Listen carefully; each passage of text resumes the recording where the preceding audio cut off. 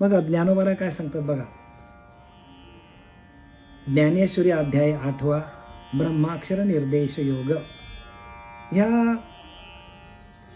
आणि ओवी क्रमांक आहे 213 पासून आपण सुरुवात करूया. भगवंत अर्जुनाला सांगतो की ह्या अर्जुना, योगी व कर्णी ज्या वेळी मरून गेले असता मोक्षाला आणि पुनर्जन्माला प्राप्त होतात तो काल मी तुला सांगतो. म्हणजे काय सांगतात थोडक्यात, योगी असो, कर्मयोगी असो, ज्ञानी असो, अंतकाली ते कोणत्या योगाला जातात, मोक्षाला जातात का पुनर्जन्माला येतात. मग मोक्षाला कोण जातो आणि पुनर्जन्माला कोण येतो ह्याच्यावरती विवरण भगवान श्रीकृष्ण अर्जुनाला सांगत आहे. म्हणजे आपल्याला सांगत आहे. आपल्यासाठी बरं का, आपण सावध व्हायला पाहिजे. आपण प्रत्येकाने सावध व्हायला पाहिजे. आणि आपल्याला सावधतेचा इशारा आहे की बाबा आपल्याला मोक्षाला जायचं का परत जन्माला यायचं. आणि त्याच्यासाठी आपल्याला भगवंत ज्ञानोबा सांगतात. म्हणून प्रत्येकाने लक्षात घ्या, याजसाठी जप, याजसाठी तप, याजसाठी व्यासाय अमुप ग्रंथ केले, याजसाठी संत पाय सेवावे, तरीच तरावे तुका म्हणे. तुकाराम महाराज सांगतात याजसाठी तप म्हणजे काय, कशासाठी, की शेवटचा क्षण गोड व्हावा. शेवटचा दिस नाही पण शेवटचा क्षण पण गोड व्हायला पाहिजे. शेवटचा दिवस पण गोड व्हायला पाहिजे. पण एक क्षण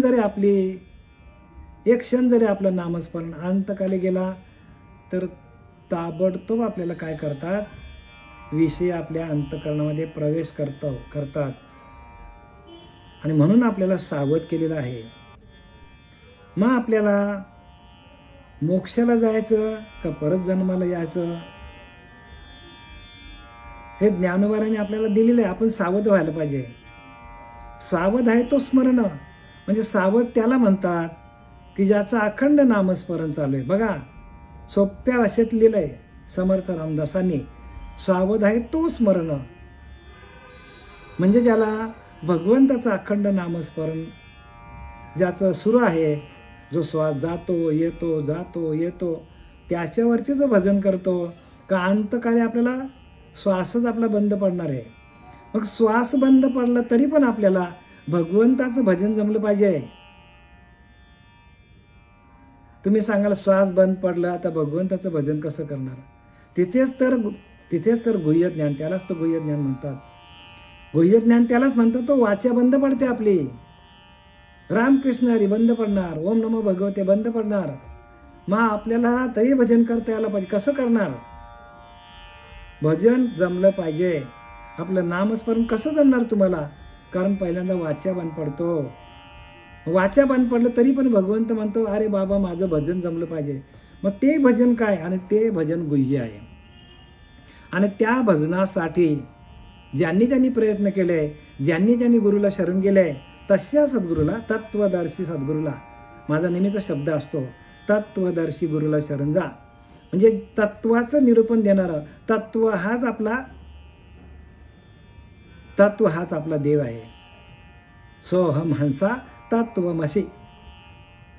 संत रामदास सांगतात की सोहम हंसा तत्वमसी, तेची परब्रह्म तूच आहेस. अरे तेच परब्रह्म तू आहे. मग त्याला शरण कसं जायचं, त्याचं भजन कसं करायचं.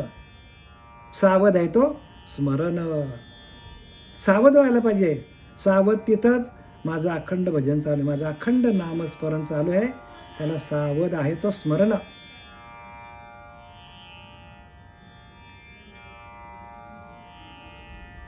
आणि तो स्मरण आपल्याला भगवंतापर्यंत पोहोचवतो. आणि इथंच गुह्य ज्ञान दडलेलं आहे. गुह्य ज्ञान कुठं दडलेलं आहे, इथंच दडलेलं आहे. सावध व्हायला पाहिजे आपण. सावध म्हणजे आपला अखंड नामस्मरण चालू आहे की नाही. तुम्ही ज्ञानी किती आहात, तुम्ही पांडित्य किती मिळवला, तुम्ही शिष्य किती केले, तुम्ही कीर्तन किती केली, तुम्ही प्रवचन किती केली, काही किंमत नाही. कारण अंतकाली काय होतो, अंतकाली आपल्याला आपला दाखवलं येतं की नाही, की आपला जठराग्नी, जो प्रज्वलित राहायला पाहिजे तो बंद पडतो. जठराग्नी थंड झाला की आपला शरीरात चिखल होतो. मग सगळा शरीर चालतो कशावर? तर त्या जठराग्नीवर चालतो. म्हणून जठराग्नीला एवढी किंमत आहे. म्हणून प्रत्येक जीव काय करतो? जठराग्नी प्रज्वलित ठेवण्यासाठी काही ना काही खातच असतो बघा माणूस. म्हणून ह्या कलियुगामध्ये संपूर्ण जीवन जो माणसाचं आहे ते अन्नमय जीवन झालेलं आहे. अन्न नसलं तर माणूस मरेल, पाणी नसलं तर थोडा वेळ जगेल बराच काल, पण अन्न नसलं तर मग असं आहे ना, अन्नमय जीवन आहे आपला. पूर्वीच्या काळामध्ये हाडामध्ये होतं, त्याच्यानंतर त्वचेमध्ये आला, आता ते अन्नामध्ये गेले आपला जीव. म्हणून पूर्वीची लोक हजारो वर्ष जगायचे. आता आपल्याला आयुष्य दिलेलं आहे कमी, आणि त्यात पण अन्न मिळालं नाही तर माणूस मरून जाईल. आणि तो अन्न काय करतो? म्हणून अन्नात सगळं ठेवलेलं आहे. अन्न काय आहे? आपला अन्न हेच पूर्ण ब्रह्म. आताच्या काळामध्ये अन्न हे पूर्ण ब्रह्म आहे. आणि ते अन्न आपल्याला काय करतो? तर आपली जठराग्नी प्रज्वलित ठेवतो. आणि ती जठराग्नी प्रज्वलित ठेवण्यासाठी आपल्याला काय दिलेलं आहे? अन्न खायला दिलेलं आहे. आणि दुसरी आपली जठराग्नी आहे ते आपल्या नामातून प्रज्वलित होतो. आणि त्या नामातून झालेली जठराग्नी एखादा माणूस मेला तरी ती 6 तास राहते. आणि योग्याची तर मग किती वेळ राहतो आपण सांगू शकत नाही, कारण योग्याचं अखंड नामस्मरण रोमारोमामध्ये चालू असतं. भगवंताचं नामस्मरण, नाम बरं का, मंत्र नाही, नामस्मरण अखंड चालू असतो. मग तो जरी तुम्हाला उदाहरण देऊ का मी आता? मला सांगा, चोखोबारायांची समाधी कुठं लागली आहे? आपला अधिष्ठान असलेला, जगाचा अधिष्ठान असलेला पंढरीचा पांडुरंग आणि त्याच्या मंदिराच्या दारातच लागलेली. का? कारण त्याच्या देहावसानानंतर पण नामदेवरांनी सांगितलं की ज्याच्या हाडामध्ये नामस्मरण चालू असेल तो माझ्या चोखोबारायांचा देह समजायचा. आणि मग तिथे गेल्यानंतर त्या बुरुजाखाली गाडले होते. तिथे गेल्यानंतर त्याने उकरून काढलं आणि त्यांचा देह बाहेर काढला.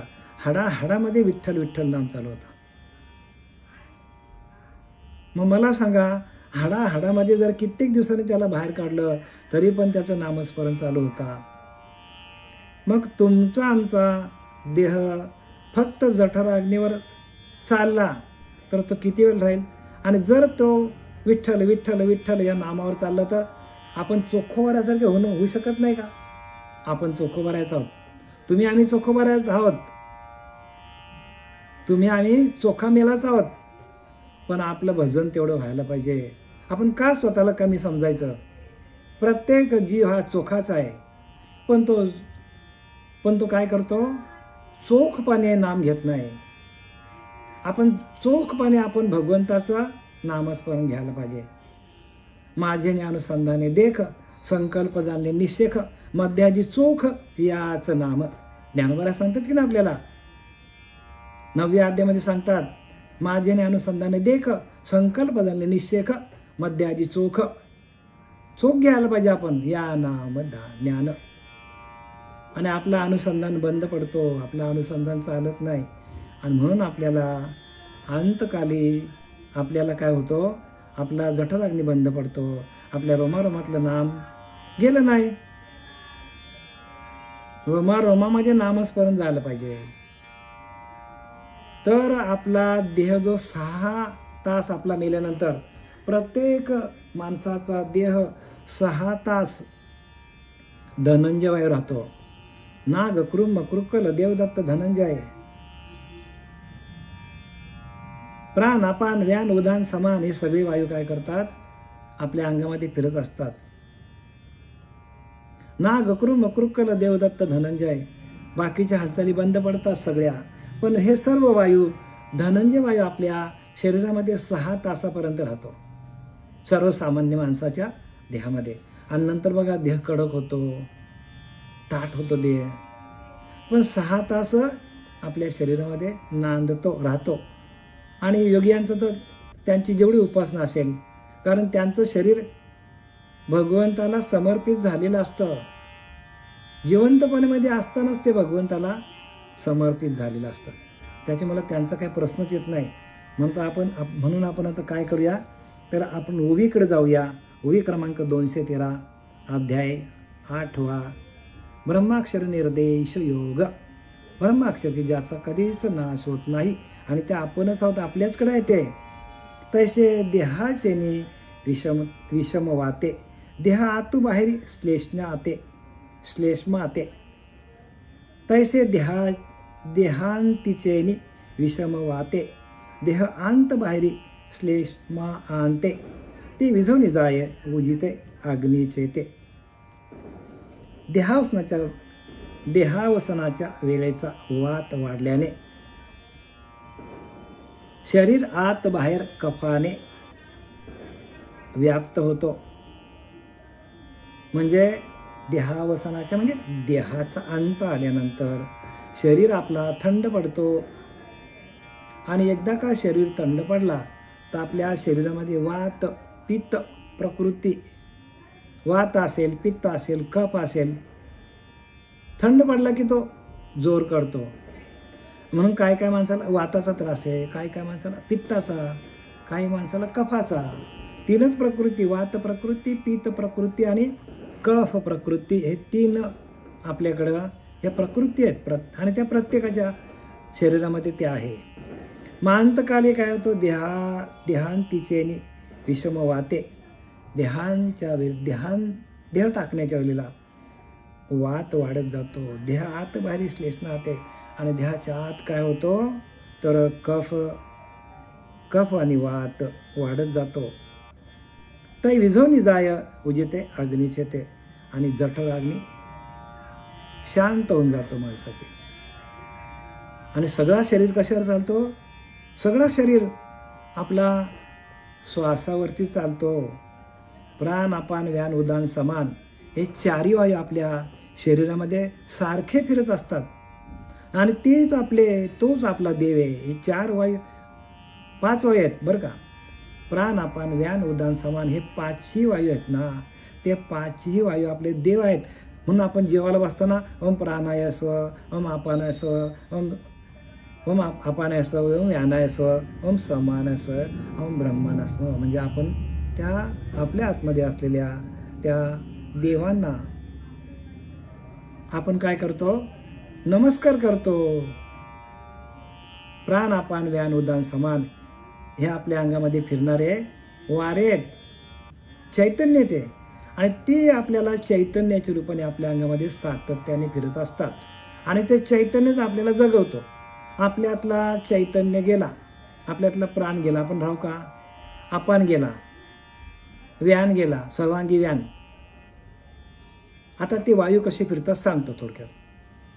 प्राणवायू कुठून फिरतो, की मुखी नासिकी अशी जे प्राण तयासे अखंड येणे जाणं, संत रामदास सांगतात. म्हणजे प्राणवायू आपला कुठून, तर नाकातून आपल्या नाभीपर्यंत जातो.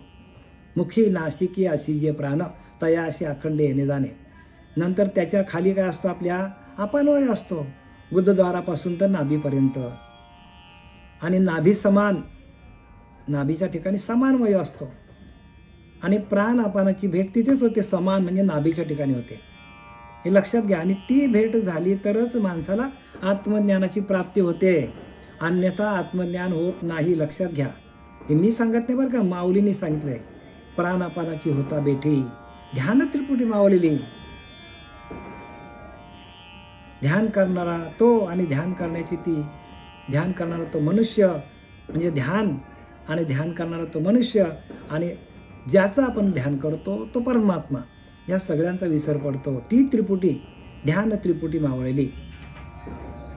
आणि सर्वांगी आपल्या व्यान असतो. आणि आपल्या कंठी उदान, कंठामध्ये उदान वायू असतो. हे सगळे वायू आपल्या अंगात आहेत. त्याच्यानंतर नाग, कुरुम, कुरकल, देवदत्त, धनंजय हे आपल्या पुढे पापण्या मिटणं, शिंक येणं, खाशी येणं आणि सर्व अंगामध्ये व्यान आहे. या सगळ्या आपल्या अंगातले वायू म्हणजे काय आहे? वायू म्हणजे कुंडलिनी वायू स्वरूपामध्ये आहे. कुंडलिनी वायू स्वरूपामध्ये आहे. ते कुंडलिनी जगदंबा आहे की नाही? ती जगदंबा आहे हो. जे चैतन्य चक्रवर्तीची शोभा, चैतन्य आपल्या अंगामध्ये आहे आणि ती आपली शोभा वाढवते. ती गेली तर चैतन्य गेलं तर, आणि त्याच कुंडलीला आपण जागृत करणं म्हणजे भक्ती आहे. भक्ती.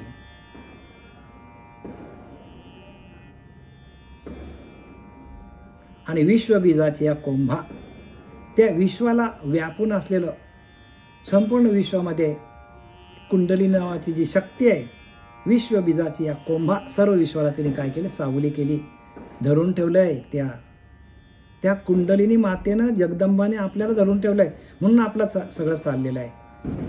आणि तिचीच आपल्याला ओळख नाही, आणि ती ओळख करण्यासाठी गुरुला शरण जायचं असतो. म्हणून आयरा गैरा गुरु इथं जमत नाही. गुरु वही जो हरीशी मिला म्हणजे काय? हरीची ना आपली भेट घालून देतो, तो आपला गुरु आहे हो. बाकी गुरु आहेत पण ते काय कामाचे नाही. गुरु गुरु करणारे आणि आपल्याला अंधारात ठेवणारे, अज्ञानात ठेवणारे. मग ज्ञान कोण आहे? ज्ञानी एक अंतरीचा अंतरात्मा, तयाचा कळाय महिमा. सद्गुरू पाहिजे हो. समर्थ रामदासांनी सगळं लिहिले, पण सांगणारे ज्ञानी एक अंतरीचा अंतरात्मा, तयाचा कळाय महिमा. सद्गुरू पाहिजे, त्याचा महिमा कळला पाहिजे, त्या अंतरीच्या अंतरात्म्याचा. तोच आपल्याला घेऊन आलाय, तोच आपल्याला सांभाळतो आणि तोच आपल्याला घेऊन जाणार आहे. मग त्याचंच भजन का न करायचं आपण? आता वंदू सकळ करता, समस्त देवांचा भरता, सगळ्या देवांना तोच चालवतो. आता वंदू सकळ करता, समस्त देवांचा भरता, म्हणजे सगळ्या देवांना चालवणारा तो अंतरीचा अंतरात्मा आहे. तेनी विन कार्य न चाले, पडिले पर न तेही नाले. बघा, त्याच्याशिवाय कार्य चालतच नाही, त्याच्याशिवाय पान हलत पण नाही, पडलेला पान पण हलत नाही, म्हणजे तो आपला अंतरीचा अंतरात्मा आहे. पडिले पर न तेही नाले, तेने विना. तो अंतरात्मा सकळांचा, सगळ्यांचा, देव दानव मानवांचा, चत्वार खानी चत्वार वाणीचा प्रवर्तको. ऐसा जने ओळखीला, तो विश्वंभराची झाला. त्यांनी ओळखला तो विश्वामध्ये व्यापक होऊन जातो. व्यापकतेचं ज्ञान आहे. समाधी सहस्थितीला कोण पुष्य सांगतात? व्यापक व्हा, व्यापकता. तुमच्याकडे व्यापकता यायला पाहिजे. आपण सीमित आहोत. आपण मंदिरात देव बघतो, आपण तीर्थाला देव बघतो, आपण देव तर म्हणतो मी. व्यापक आहे सगळीकडे, सगळीकडे व्यापक परमात्मा भरलेला आहे. मग त्या व्यापक परमात्म्याला प्राप्त करण्यासाठी सांगायचं काय? जठर अग्नी आपली प्रदीप्त राहायला पाहिजे, प्रज्वलित राहायला पाहिजे. जठर अग्नी आपली गेली तर आपण संपलो.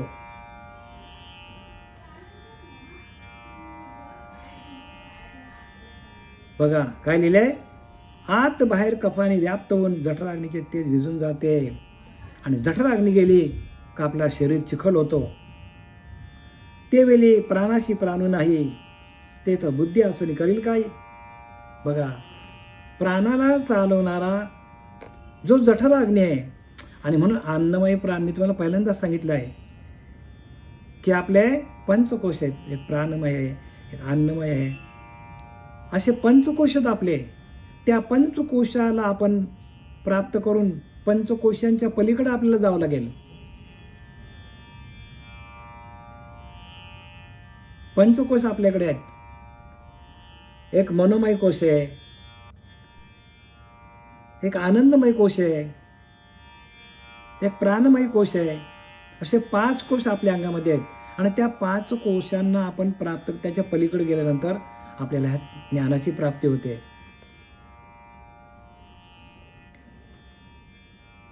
म्हणून अग्निविना देही चेतना न थरे. म्हणून अर्जुना, म्हणजे आपल्याला सांगितले, अरे बाबा, अग्नीशिवाय देहामध्ये चेतना येत नाही. चेतना कशातून मिळतं आपल्याला? मला सांगा, तुम्ही अन्न कशासाठी खाता? लक्षात घ्या, तुम्ही अन्न खाता कशासाठी? कारण तुमच्या शरीरामध्ये ऊर्जा निर्माण करण्यासाठी, ऊर्जा, तीच ऊर्जा आपल्याला जर श्वासातून मिळत असेल, ध्यानातून मिळत असेल, प्राणवायूतून मिळत असेल, तर आपलं जीवन हळूहळू कमी होतो, आपोआप कमी होतो बरं का. जेवण कमी होण्याला एकमेव कारण आपली ध्यानधारणा वाढली. आपली ध्यानधारणा वाढल्यानंतर आपल्या श्वास जसा जसा कमी होईल आपला, तसा प्राणवायूचा साठा आपल्याकडे वाढत जातो. आणि प्राणवायू आपल्या अंगामध्ये जास्तीत जास्त झाला तर आपल्याला आपली भूक आपोआप मंदावते. कारण जे आपल्याला अन्नातून जी ऊर्जा मिळते, आपल्याला अन्नमय देह की नाही आपला, अन्नातून आपल्याला ऊर्जा मिळते, तीच ऊर्जा आपल्याला जर आपल्याला सोहम साधनेतून मिळाली तर आपल्याला भूक कमी होतो. नामातून मिळाली तीच आपल्याला उष्णता, तर आपल्याला काय होतो, भूक कमी होतो, आपली शरीर आपला तेज राहतो, सर्व नाड्या आपल्या व्यवस्थित चालतात, आपल्याला कंटाळा येत नाही, आळस नाही. 2-4 तास झोपलं तर झालं, संपला. 4 तासामध्ये झोप होतो. उरलेला आपल्याला वेळ जो आहे तो आपल्याला ध्यान करा, ग्रंथ वाचा, ह्या सगळ्या गोष्टी आपल्याला करायला जमतात. ती वेळी प्राणाशी प्राणू नाही बघा. प्राणालाही अवसर, कारण अग्नी संपली, जठर अग्नी संपली, ते तर बुद्धी असून करेल काय, आपल्या अंगामध्ये उष्णताच राहिली नाही. पण तोच योगी काय करतो, आपल्या नामाच्या साधनेतून, ध्यानाच्या साधनेतून जास्तीत जास्त आपली जठर अग्नी कशी प्रज्वलित राहील जास्त काल, त्याची काळजी घेतो तो. आणि मग त्याचं नामस्मरण करता करता करता करता तो आपला देह ठेवतो. कारण आपल्याला जठर अग्नी पहिला पाहिजे. आपल्याला देह ठेवताना आपली जठर अग्नी गेली का आपण गेलो. म्हणून ज्ञान अग्नी संपर्के कडिसिले विवेके पदाले परिपाके आमोदेशी ज्ञानवाऱ्या सांगतात. ज्ञान अग्नी संपर्के, ज्ञान ही अग्नी आहे. ज्ञान कसं आहे, अग्नी स्वरूप आहे. तुमच्याकडे असलेला संपूर्ण अंधकार, अनेक जन्माचा अंधकार, तर ज्ञान अग्नी आपली प्रगट झाली. अनंत जन्माचा आपल्याला अज्ञान आपल्याकडनं निघून जातो, एका क्षणात राहतच नाही.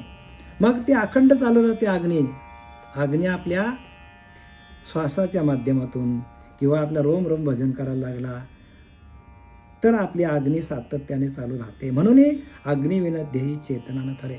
अग्नी गेली का देह गेला. अग्नीशिवाय देहात चेतना राहत नाही सांगितले बघा.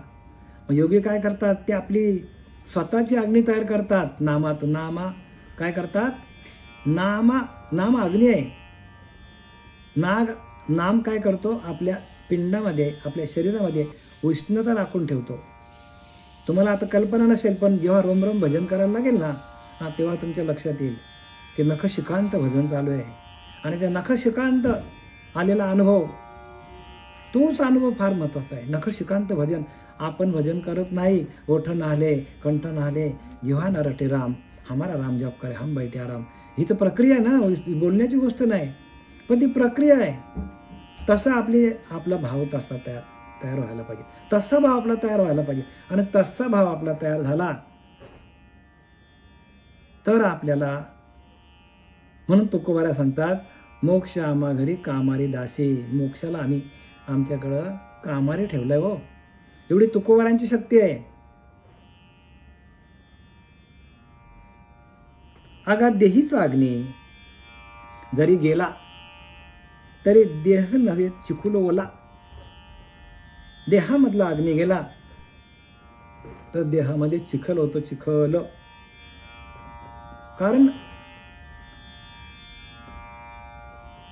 कारण अन्न काय करतो, तर अन्न आपल्या सर्व अंगाला ऊर्जा देण्याचं काम करतो.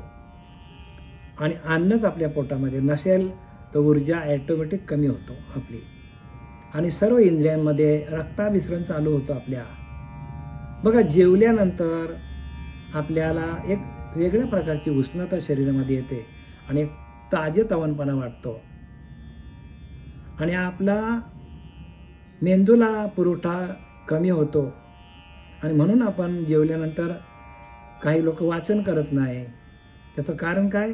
जेवल्यानंतर सर्व अग्नी जी आहे किंवा सगळं रक्त जो आहे तो आपल्या जठराकडे येतो आणि ते रक्त काय करतो?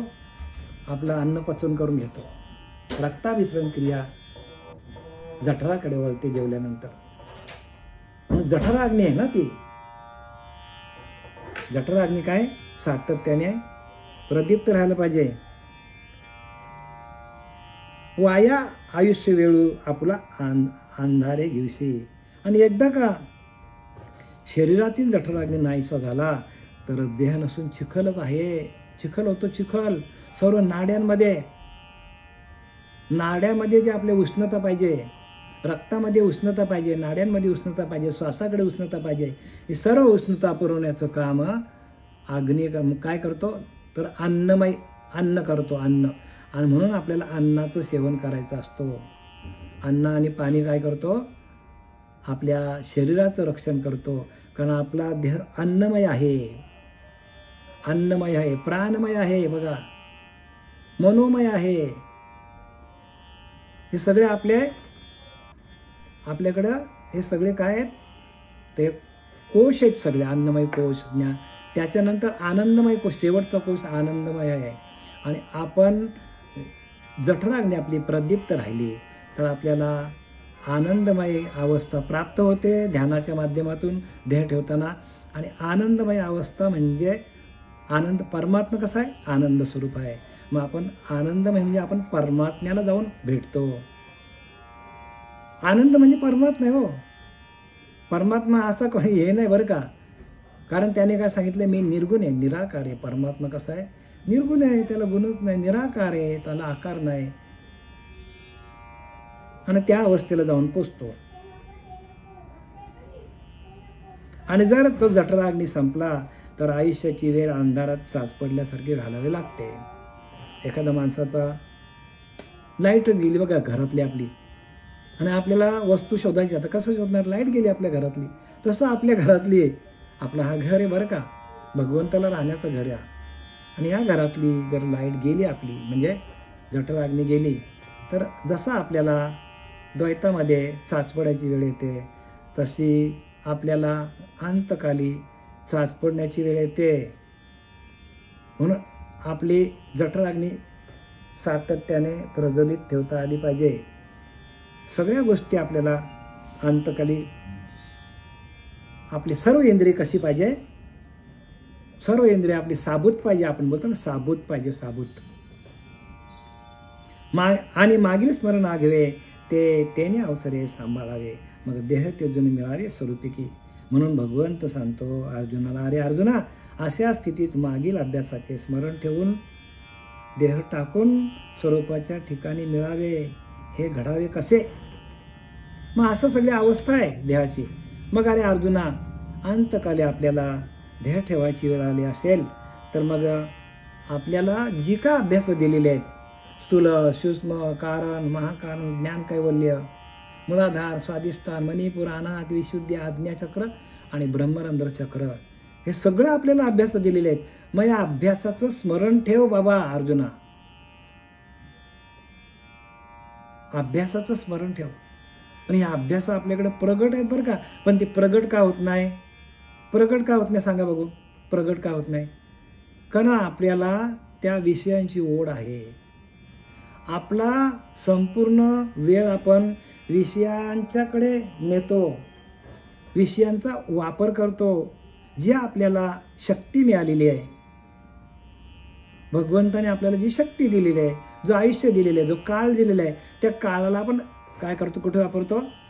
तर भगवंताच्या नामस्मरणाला वापरायला पाहिजे. देहाची या गावा जया लागे आले पांडवा, तो कार्यार्थ आगवा सांडून या. अरे तो कार्य आपल्याला दिलं आहे भगवंताने नामस्मरणाचा. ज्या देहरूपी गावाला आलोय त्या देहरूपी गावाला येऊन त्या भगवंताचं नामस्मरण करणं हे आपलं काम आहे. आणि ते टाकून माणूस काय करतो? प्रपंचाच्या मागे लागलेला आहे, विषयांच्या मागे लागलेला आहे, अहंकाराच्या मागे लागलेला आहे, गुणांच्या मागे तो पळतो. गुण नाचवतात माणसाला थाय थाय थाय थाय. म्हणून ज्ञानवारा सांगतात, तू गुणत्रयाचे आविरी मी माझ्या ऐशने करी, एक आत्मसुख अंतरी विसंबधनी. गुणत्रयाचे आविर, गुण टाकून दे सांगतात. गुणच तुला त्रास देणार आहे. गुणत्रयाचे आविर मी माझ्या ऐशने करी, मी आणि माझा करू नकोस. हे माझं घर, माझा आणि मी सगळं हे केलं, मी केलं ते टाकून दे. आणि काय केलं कर, सर्व काही केलं सकळ करणे जगदीशाचे. कवित्व काय माणसाचे हो, सकळ करणे जगदीशाचे. सगळा करणारा जगाला चालवणारा ईश्वर आहे, तो सगळा करतो. आपण काय करतो? कवित्व काय आपली काय कविता आपण मांडली? कवित्व माणसाची, मी केला, माझा घर, माझी इस्टेट, माझा काय हे चाललंय माणसाचं. सकळ करणे जगदीशाचे हो, सगळा करणारा भगवंत आहे. कवित्व काय माणसं, असे अप्रमाण बोलण्याची काय वेच आहे. माणूस प्रमाणात बोलतच नाही, अप्रमाण वाटेल तसा बोलतो माणूस. मी आणि माझा भ्रांतीचं ओझ. अंतकाळ आहे कठीण कठीण, प्राण्या भजरे गोविंद गोविंद. अशा स्थितीत मागील अभ्यासाचे स्मरण ठेवून देह टाकून स्वरूपाच्या ठिकाणी मिळावे. सगळं टाकून दे आणि मागे जे काय तुम्ही अभ्यास केलेला आहे, मागे जो काय तुम्हाला अभ्यास दिलेला आहे, त्या अभ्यासाच्या माध्यमातून त्या अभ्यासाची व्यवस्थित सराव करून, त्या अभ्यासाचा सातत्याने आत्मचिंतन करून तुला आपल्या स्वरूपाच्या ठिकाणी एकरूप व्हावं लागेल. तरच तुला मुक्ती आहे, तरच माणसाला मुक्ती आहे हो. बघा, मुक्ती काय सोपी आहे का मला सांगा? किती प्रयत्न करायला पाहिजे. जसं संसाराची खटाटोप आहे तशीच परमार्थामध्ये पण खटाटोप आहे. परमार्थ असाच होत नाही बरं का. लोक वेडी आहेत, त्यांना समजत नाही. किती त्रास आहे बघा, ज्ञानवारांनी सांगितलं आहे. त्रास देणारे विषय आपल्या आतमध्येच आहेत. त्या एकावर आठांचं राज्य आहे, त्या एकालाच झाकून टाकलंय. तो एकच कुठं दिसत नाही आपल्याला, सगळा संसारात दिसतो, प्रपंचात दिसतो सगळा. एक कुठे तो दिसत नाही. आणि एकाला शोधणं, एकाशी एकरूप होणं हा परमार्थ आहे. आणि तो एकच माणसाला माहीत नाही. म्हणून युगानुयुग एकलाच एक चालवी तो तिन्ही लोक. त्या आत्मारामाचा विवेक पाहिलाची पाहावा. त्या आत्मारामाचा विवेक आपल्याला कळला पाहिजे. तो विवेक आपल्या पिंडामध्ये आत्मदेवच घडून आणतो. आणि त्या आत्म्याची भक्ती करणं, आत्म्याशी एकरूप होणं. म्हणून सर्व घटीराम देहादेही एकच आहे हो. आपला तो एक देव करून घ्यावा, त्याने विना जीवा सुख नव्हे सांगितलंय. एरती माईक दुःखाची जनित, बाकी सगळं दुःखच आहे हो. आपला तो एक म्हणजे आपला अंतरीचा अंतरात्मा. त्याच्याशी एकरूप व्हा, त्याचं ध्यान करा. आणि त्याचं ध्यान करता करता आपल्याला निर्वाणकाली आपल्याला ध्येय ठेवता यायला पाहिजे. आणि त्या ध्येय ठेवण्याच्या प्रक्रिया आपले सच्चिदानंद सद्गुरू श्रीपाद बाबा, पांडुरंग देवकर बाबा, रामदास बाबा, नारायण बाबा, नाना बाबा, रोहिदास बाबा, बंडू बाबा, केरो बाबा, शांतामाई, या सगळ्या आपल्या मालिकेतले आहेत. हे सिद्ध पुरुष आहेत, आपले सगळ्यांचे सच्चिदानंद सद्गुरू आहेत ते.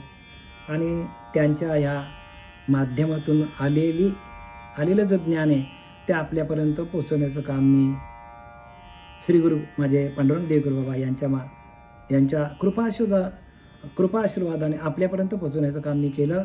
झालेली सेवा सच्चिदानंद श्रीपाद बाबा रामदाबा यांच्या चरणी समर्पित करत आहे. पुंडलिकावर हरी विठ्ठल श्री ज्ञानदेव तुकाराम पंढरीनाथ भगवान की